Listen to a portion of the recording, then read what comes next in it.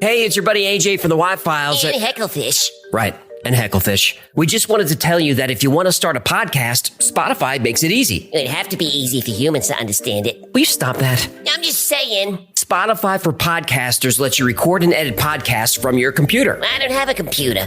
Do you have a phone? Of course I have a phone. I'm not a savage. Well, with Spotify, you can record podcasts from your phone, too. Spotify makes it easy to distribute your podcast to every platform, and you can even earn money. I do need money. What do you need money for? You kidding? I'm getting killed on Guppy support payments. These 3 ex-wives are expensive. What, you don't want to support your kids? What are you, my wife's lawyer now? Never mind. And I don't know if you noticed, but all Y-Files episodes are video, too. And there's a ton of other features, but we can't be here all day. Will you settle down? I need you to hurry up with this stupid commercial. I got a packed calendar today. I'm sorry about him. Anyway, check out Spotify for podcasters. It's free, no catch, and you could start today. Are we done? We're done, but you need to check your attitude. Excuse me, but I don't have all day to sit here and talk about Spotify. Look, this would go a lot faster if you would just let me get through it without... Have you ever wondered what ghosts sound like? In the early 1980s, Vic Tandy was working at Warwick Labs in the UK, where he designed medical equipment. And there were rumors among the staff that the building was haunted. But Tandy figured this was related to the constant sound of life support systems that were operating on site. But one night, Tandy was working late when he started to feel strange. The hairs on the back of his neck stood up. He broke into a cold sweat and felt this sense of dread wash over him. His heart started to race, and he had the very specific feeling that he was being watched. Then, out of the corner of his eye, he caught the glimpse of a gray figure drifting across the room. He turned around, and the figure was gone. Absolutely terrified, Vic Tandy bolted from the lab and raced home. Now, after he calmed down, he vowed to find a logical, scientific explanation for what happened. Well, did he? Well...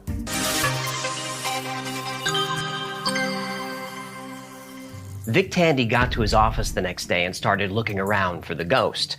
Now, he didn't find one, but he did notice something strange. He was an avid fencer, and in his lab, he had a foil locked in a vise. Wait, he sold stolen merchandise? No, that's a fence. Fencing is a style of sword fighting using a foil. A sword made out of foil? No, a foil is the type of sword. I'm so confused. It doesn't matter. Anyway, a foil sword was locked in a vise, and Tandy noticed it was vibrating really quickly, even though nothing was touching it. Now, it turns out a fan was recently installed in the lab and was causing a sound wave to bounce between the walls. And the wave's intensity was focused in the center of the room, which was the location of the foil. So what? And where he was standing when he saw the ghost. Now, Tandy calculated the frequency of the sound at about 19 hertz. This frequency is important. The range of human hearing starts at 20 hertz, so Tandy's fan wasn't audible. It's what's known as infrasound. But just because we can't hear it, doesn't mean it can't affect us. All material objects have a natural resonant frequency, and if the object is exposed to a sound wave of this frequency, it'll vibrate in response. This is called sympathetic resonance, and you can test this. If you strike a key on a piano in one room, a piano in another room will resonate that same note. This is also why running your finger around the rim of a glass at just the right speed will produce sound. Now back to Tandy's lab. It turns out that the human eye resonates at about 19 hertz. So what appeared to be a ghost was actually Tandy's eye vibrating at the frequency of the fan. Since this frequency has an actual physical effect on the body, the sound was causing a sense of fear and anxiety to employees in the area. And Tandy said that when they switched off the fan, it was like a huge weight was lifted. And these frequencies don't just affect humans. Researchers have discovered that just before a tiger attacks, its roar contains frequencies at 18 hertz, which could disorient their prey long enough for the tiger to move in for the kill. Now, just under 20 hertz has been called the fear frequency for how it affects mammals. And lots of horror movies have used sounds at or just above the fear frequency to make their films even scarier. What happens if we go lower? Lower than 18 hertz? Yeah. Things get much worse. How much worse? Ever hear of the brown note? The brown note? Does that mean what I think it means? Grab a diaper. Oh, no! The brown note is said to occur at frequencies between 5 and 9 hertz. This is the hypothetical range of sound that supposedly causes humans to lose control of their bowels. I say hypothetical because nobody's been able to actually prove it yet. The brown note was famously busted by Adam Savage on Mythbusters when he surrounded himself with giant speakers and had the note pumped into his body.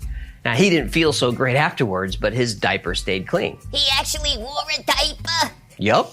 I love Mythbusters. Me too. But here's the thing about that experiment.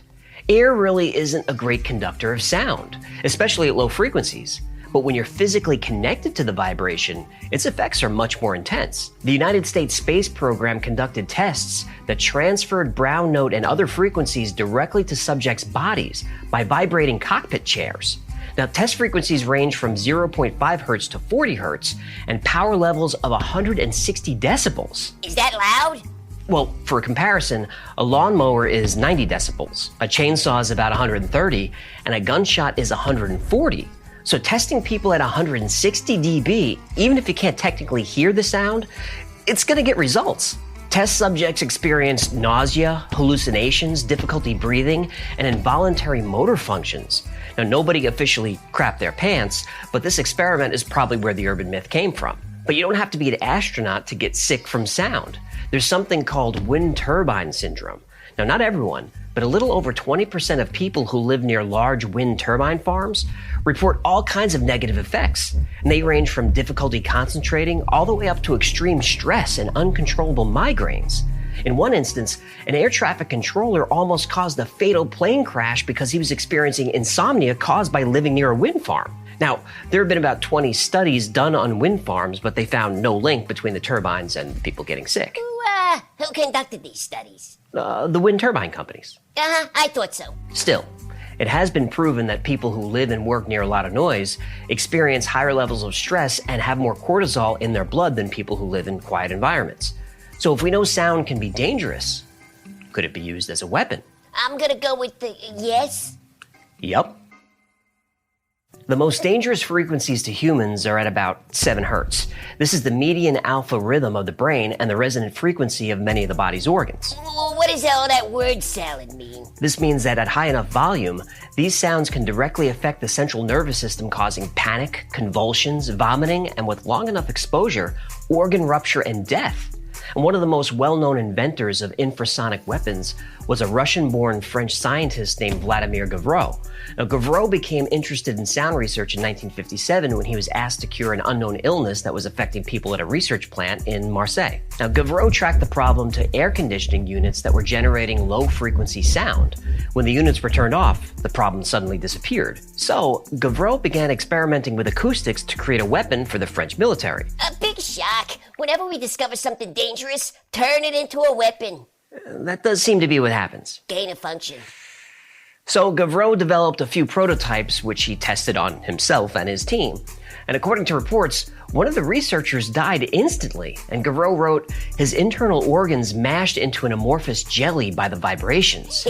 Organ jelly. Now, even people at nearby labs were sick for hours. They said every organ in their body was vibrating. Hearts, lungs, stomachs, everything. Now, these weapons use infrasound, which are frequencies below human hearing.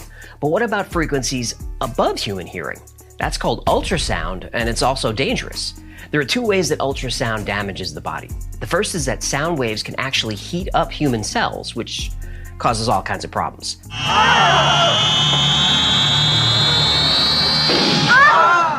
The other is something called cavitation. When sound waves pass through an object, they rapidly push and pull on that object. This is called compression and refraction. When ultrasound causes human cells to cavitate, it creates bubbles in the tissue. And this is exactly what happens to divers suffering from decompression sickness. The bends. Right, the bends. Ultrasound is such an effective weapon that it's been used by the US Navy to repel pirates. Arr. So the US has used sonic weapons against its enemies. But have the enemies of the US used sonic weapons to attack Americans? Turns out, they have. A strange illness has been afflicting American intelligence officers and diplomats in Cuba, and it's now known as Havana syndrome. And this summer, the CIA reported that officers were experiencing symptoms while traveling to India. And 2 US officials visiting Hanoi suffered unexplained health incidents. And recently, German officials confirmed that they are investigating an alleged sonic attack against the US Embassy in Berlin. So what does Havana syndrome feel like? Well, it's described as someone suddenly experiencing a broad range of symptoms like migraines, anxiety, dizziness, lapses of memory, and cognitive disruption. Now, some people describe that they feel like they were hit by a blast wave or a beam of energy. And in some cases, the symptoms were brief, but other people experienced such devastating effects that they required hospitalization and long-term care. The first cases of Havana syndrome were reported in 2016 when Canadian and American officials arrived in Cuba. Now, CIA officers stationed at the embassy there reported feeling fatigue, nausea, and pressure headaches. And brain scans showed tissue damage that's normally seen in people with concussions after being in a car accident. The issue was so serious that the Obama administration evacuated the embassy. And what did the Cubans have to say about it? Oh, they had no idea what could be happening. Uh-huh. But since then, Havana syndrome has been reported by U.S. officials all over the world. Cuba, China, Russia, Colombia, Uzbekistan, even the United States. And last year, 2 White House staff experienced symptoms while working at the White House. Now, according to investigators, the illness could be the result of a sonic weapon or exposure to high-energy microwaves.